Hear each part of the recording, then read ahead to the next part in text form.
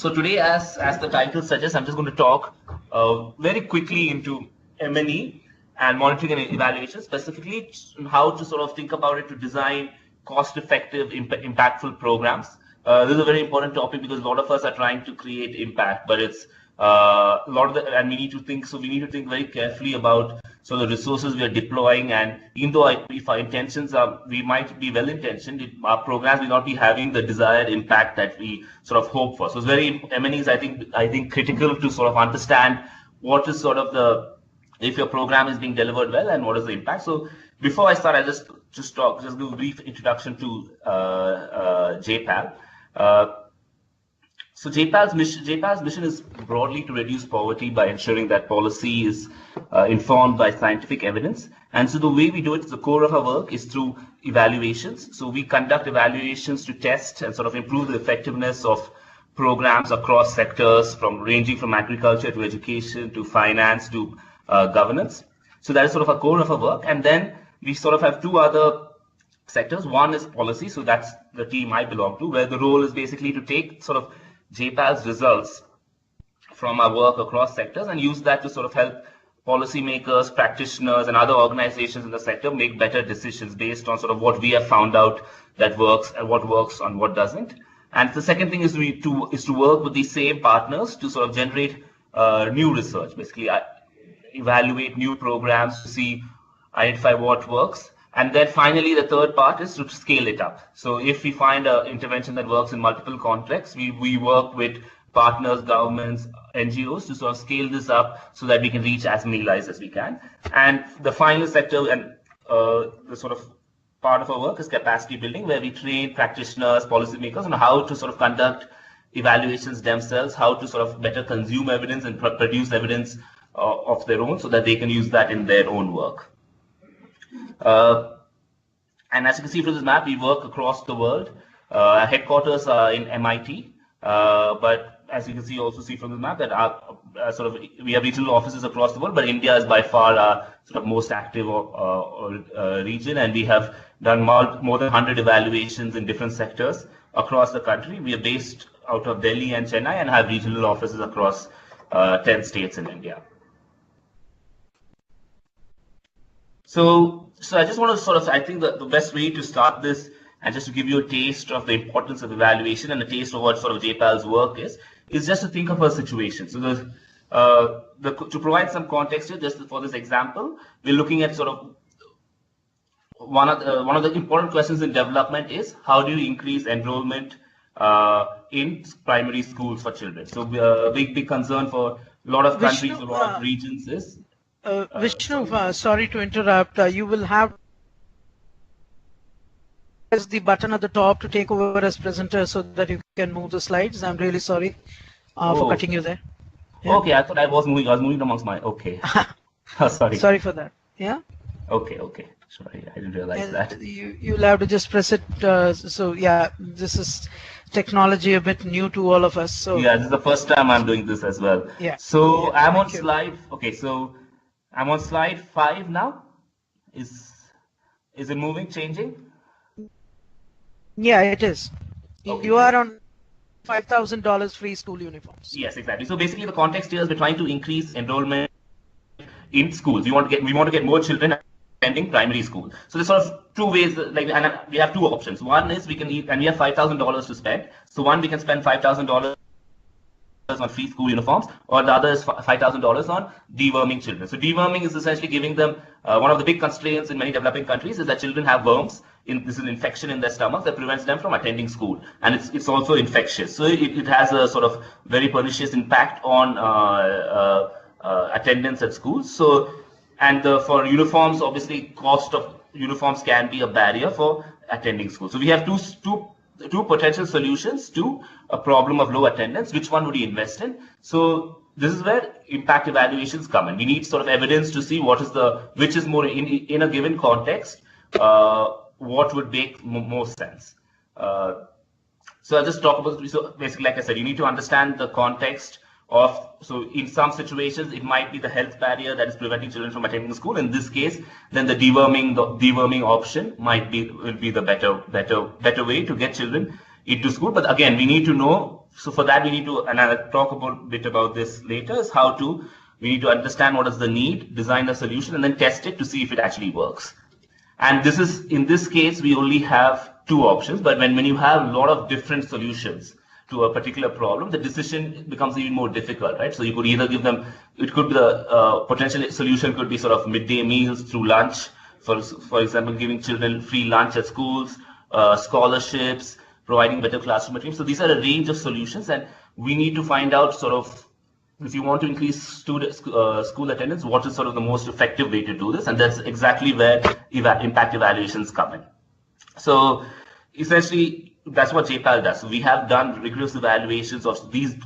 In this case, we've done evaluations of sort of looking at sort of what is the impact of giving information to children on sort of the returns of education, like telling them that how they benefit from attending school through sort of increased income later on. And we find that to be extremely effective in Madagascar. Similarly, deworming in Kenya has been proven to be very effective in terms of increasing the number of additional years children go to school. So this graph just also stresses the point of another thing, that we need to look at the cost effectiveness of interventions.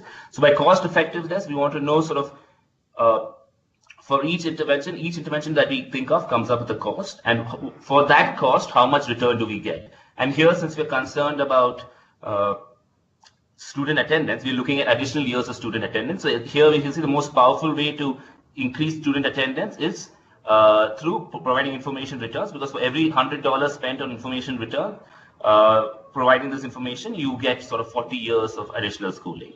So this is just, so this I just went through an example to show sort of a taste of why impact evaluations are important, and why, and so what is this sort of work JPAL does. So now I'll just try and make it more relevant for all of you, and how you can think about your programs and about how you can incorporate M&E, monitoring and evaluation, in your program design.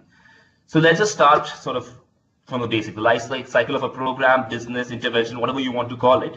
It starts with sort of conceptualizing and designing the intervention. And so to do that, you need to do a needs assessment, identify the problem, and then come up with a solution. So we call this theory of change. Sort of how does your solution map onto the problem, and how did it solve it? And for a lot of you, this is all sort of already inbuilt in your thinking, right? But I think it can be very useful to sort of break it down so you understand exactly where. And when you break down a program, you can see exactly where it's the program, if it's not working, where it's not working. So I think that's why it's very important to sort of break it down like this. And the next stage of the program is program implementation. So this is basically seeing if the program is being implemented well, if it's the sort of program that needs to be delivering goods to someone, are the goods being delivered, are the services being delivered? So that is where sort of the monitoring comes in, and I'll talk more about all of this later. And then finally is assessing the impact of the program. Does your program make a difference? So that's ultimately what we really care about, right? In this space, we want to know if the work we're doing is actually creating the difference that we hope it is. So I'll just talk about all of this, and broadly, that's what, when we say M&E, we mean the entire process from designing the program to implementing it to sort of evaluating the impact. So it's something that we need to be thinking at the outset. So not something we want to do after the program while we're midway through it. We should be thinking about M&E as something that happens continuously at the start, as soon as you start thinking about the design.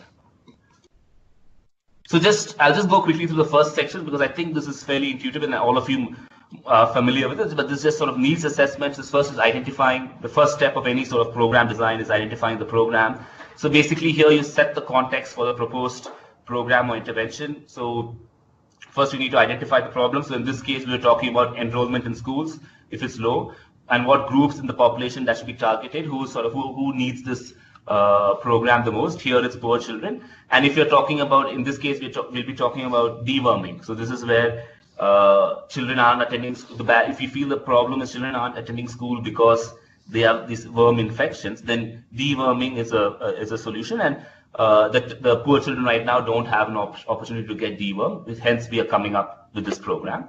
But obviously, if if the answers to these questions are different, you may not want to go ahead with the program, right? If worms are not the barrier for children attending schools in the area you're working in, then you may not want to design this. So this is all fairly straightforward, but this is how usually we like to think about sort of program design. Following which is theory of change. So this is essentially how we have identified the problem, and now how do we fix it? So essentially what we're doing here is mapping the solution to the root cause of a problem. So some of the key questions we need to ask here are sort of, what are the prerequisites that you need to meet sort of the needs that you've identified in the previous stage? What are the sort of barriers that have created the need, right? So in this case, we're saying, okay, there's a health issue here, poor health caused by worms is preventing children from attending schools. And how does deworming, our proposed solution, bring about this change? So the useful way to think about it is sort of identify causal pathway. So just to so we are saying children are sick with worms and are too sick to attend school. Then we are saying children are now administered cheap deworming pills. They consume these pills, they are dewormed and they feel better, and now they return to school. So this is sort of what we call a causal pathway, and this is what we expect to happen. So once we've sort of thought about this is exactly how we want to happen, now we have to go to the next stage, which is essentially implementing the program. So this is what we call sort of process evaluation. You can also call it monitoring, and I'll talk a bit about how this is done. So essentially what we're trying in this, when the program is being implemented, we want to make sure that the solution is being delivered as planned. So also this means asking questions like, are basic tasks being completed? In this scenario, we are talking about, are pills being delivered to the schools? Then is the intervention reaching the target or population at the appropriate time, right? So here we're looking at children. We need children to consume these deworming pills. Are they consuming them in time? And is it being completed in a way that is sort of done efficiently and to the beneficiary's satisfaction? Are the children actually consuming the pills? Are they not? Are they? Because the whole thing, going back to the theory of change, the whole thing hinges on children consuming the pills for the health outcomes to improve and then attendance to improve. So process evaluation monitoring just essentially is ensuring that the program is being delivered as you had planned it to be delivered. And then finally, now that as we assume, okay, we have done the needs assessment, we've come up with a solution, and the solution has been delivered well. Now we need to know if this was actually the right solution, right? So if the solution was delivered, then you need to have a created an impact on the outcome of interest. So in this case, it is attendance at school. But how do we identify what is the impact of the program? So I'll spend the most of my time on talking about this, because this is, I think, critical when we are thinking about anything we are doing, and anything we're doing that's trying to make a difference. So when we talk about, just to step back a bit, and sort of get some definitions, when we talk about causal impact of a program, essentially what we mean is what happens with the program compared to what would have happened without the program. Exactly. So the difference between what happens with the program and what happened without the program is essentially the impact, right? So what would have happened without the program is what we call counterfactual. So essentially this is a hypothetical situation where people who didn't get the program, what would have been if they hadn't got the program, what would have been the outcomes? So essentially the difference between that and what they actually got with the program is what we call the impact. So a useful way to think about this is sort of just imagine, sorry, there's no axis here, I've forgotten the labels, but imagine the y-axis is attendance at school and x-axis is time. So as time increases, you see child attendance, school attendance increases, and there's a sort of pickup where the program starts. So intuitively, you might look at this and think, okay, it seems like the program is working, right? But we don't know if this pickup that starts at the red line is because of the program or because of something else. So this is where we need to know the counterfactual. What would have happened if the program hadn't been there? So that's where, so the blue line here is the counterfactual. So suppose we know that if without the program, if the attendance had followed the line, then we can tell the impact is the difference between the yellow line and the yellow line and the blue line. So that's the blue line is what would have happened had there been no program. The yellow line is the sort of after the program is the what happened with the program. So the difference between the two is the impact. So in another scenario where there could be a negative impact would be here. So here, if you again look, it's the same thing. We might initially look at this graph and say, oh, look, after the program, the yellow line really picks up and attendance is really improving.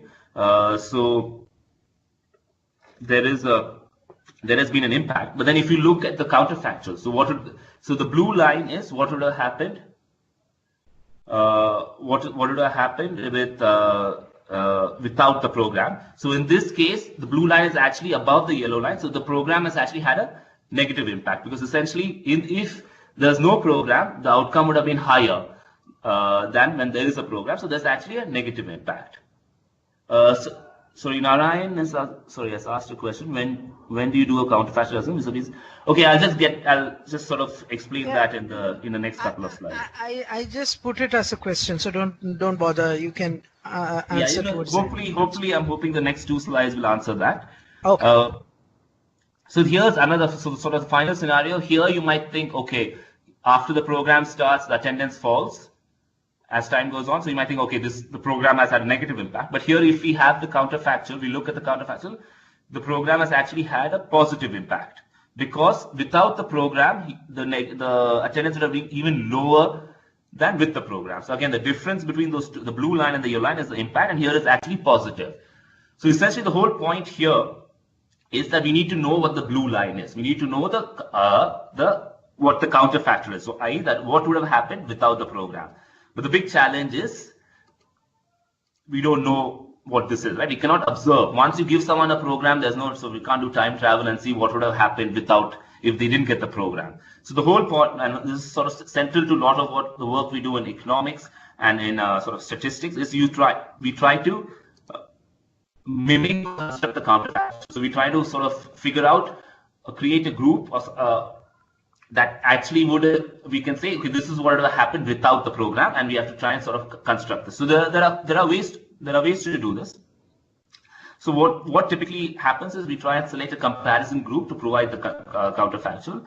So essentially what we want to do is, say we give this program to say around 250 schools, say the deworming program. So we want to improve child attendance in 250 schools. So in catchment area of 250 schools, we give them the program, the pills, and then we want to sort of compare it with another sort of group which is sort of identical to the group which gets the pills, and the only difference being that one group gets the pills, one group doesn't, and then you can look at sort of the outcomes before and after, and then you can say the only difference, if the attendance increases in one because of the pills, then you can say the only difference between the two groups was the fact that they got the pills. So then we can say that was the impact. So because, like I say, you can attribute the differences in outcomes between the participants and the comparison groups, and not to any other factors, because they're identical. So, but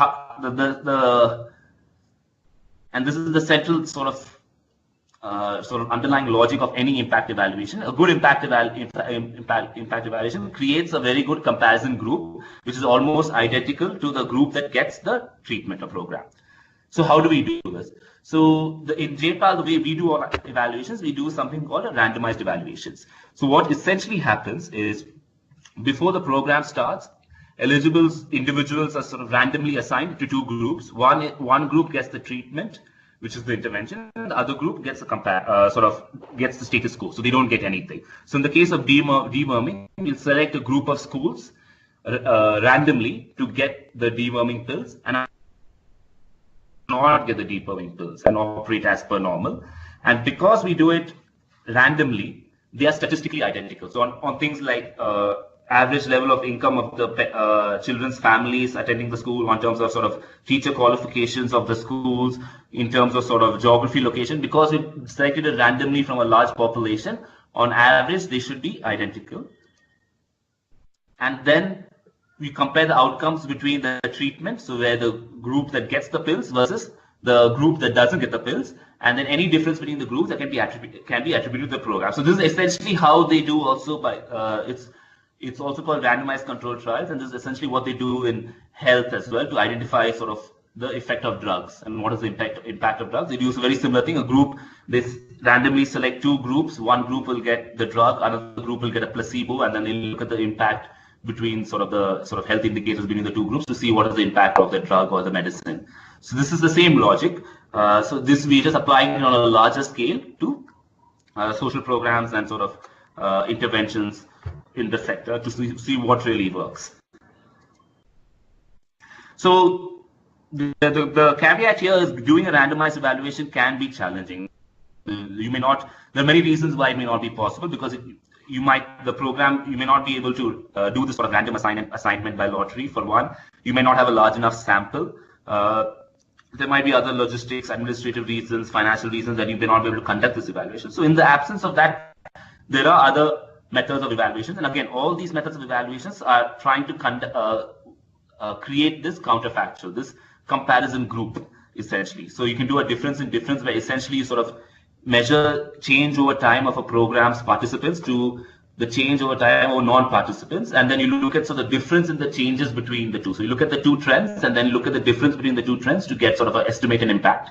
Then there's a regular regression, multivariate regressions, where you sort of run a regression analysis and you try to control for different factors. So for example, in deworming pills, you might try to sort of control for, statistically, you try to control by running models, you try and control for children's sort of family income, background, sort of the sort of location of the school. But the problem with this is that you can't control for everything, right? There might be some other factor that might be influencing sort of child attendance rather than the intervention, in this case, the pills. And then finally, there's something called statistical matching, where you sort of take, okay, you'll take one school and look at the features of that school, and then you find another school which is very similar, and then give one school the pill, and then you do this across a range of schools, and then try and find out sort of what the impact of the pills are. So all these other methods exist. Each has sort of their own strengths and weaknesses, and I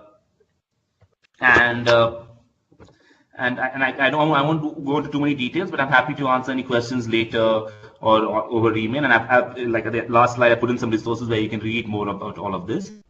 So the final thing I thought I'd end with is sort of looking at just to reiterate the difference between monitoring and evaluation, because M&E is broadly spoken about in sort of together as a catch-all term, but essentially they are equally critical for program design and implementation, but they do serve two different purposes.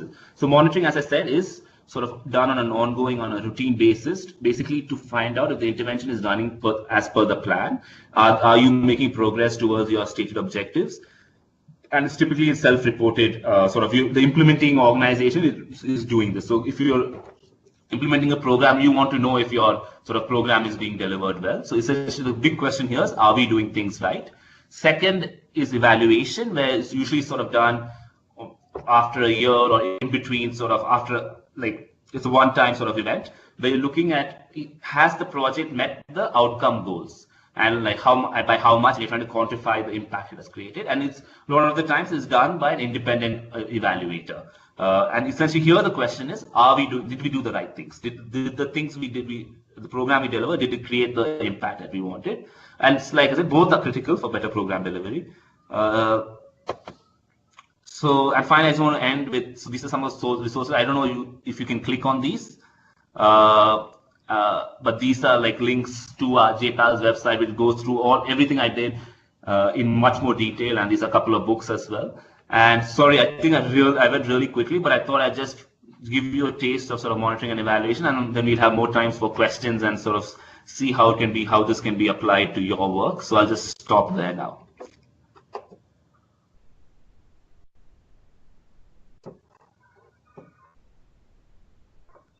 Thank you very much, Vishnu. I think you kind of made the entire time factor very well controlled, and there is still good time for us for taking few questions. So over to the participants. Questions you can either post or you can.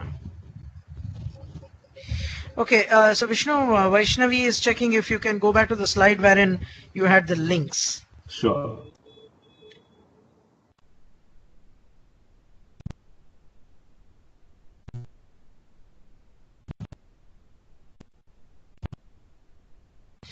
So participants, any questions on this topic of monitoring versus evaluation from a gap perspective, from your own experience as a change maker? What has been your experience? If there is any any challenge that you have found, either from an evaluation perspective or a monitoring perspective, or if you have never ever done it, what are the questions you may have on this subject? Since Vishnu has given us a really good briefing on and comparisons between monitoring and evaluation, this would be the right platform to ask questions which may be relevant to your work, area of work. Okay.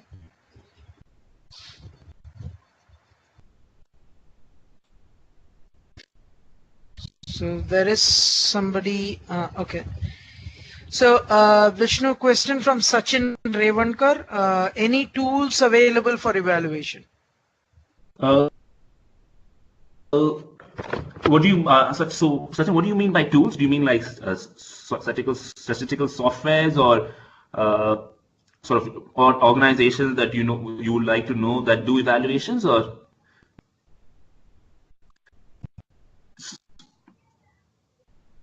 So he is actually Right, keying in. yeah. So just give any software. Just talking of any software. Software. So yeah, so typically the way it works in JPAL, we use a software called, we use two primary software. One is called Survey CTO. So because the way JPAL works, to do this, we do the randomization where one group gets the treatment, whatever it is, there's deworming pills, or it's a new type of sort of education program or a health program, and the other group that doesn't. And we start off with a baseline to look at sort of what is the outcome, like what's the status before. Then we do an end line. So we do a bunch of surveys after the program to see what are the outcomes after. So for both of these, sort of designing the surveys and running the surveys, we use a software called Survey CTO. And then we get the data from Survey CTO, and then we sort of analyze it. And for that analysis, we use the statistical software called Stata. Okay. So I'll just put that in here. Survey CTO. Yeah, that would be good if you can just write it down. Yeah. Thanks a lot. And I got one of the links is broken. I'll just try and get it. Okay. So there is somebody else. Prashant is kind of keying in some question here. Just give a second. It should be.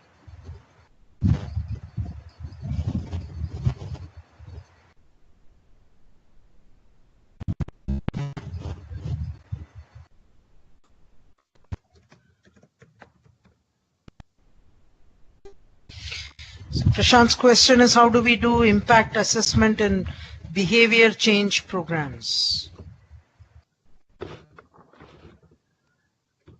Okay, so yeah, that's a very good question, because sometimes there may not be you're looking at sort of different type of outcomes than, like, say, improved health or improved sort of attendance. So in these cases, you have to think carefully, sort of what is the behavior trying to change, and trying to find a way to measure that behavior. But everything else will be the same, right? So here the challenge is identifying an indicator that captures the outcome of interest. So if you Prashant, I'd be curious, so what is the type of behavior change that you are looking at? And then depending on that, everything else is the same. You just need to figure out how do we measure that behavior change. But the entire logic is still the same, that you need to sort of look at sort of the, try and figure out what will happen to people without the behavior change program. How would have they been behaving? So try and measure that. So again, you do this, the principles of evaluation remains the same, but you just have to think about new ways sort of to measure the behavior change. And that will really depend on sort of what the program is you're looking at. That can also get into more of a psychological thing, right? I mean, when we are talking of behavior change.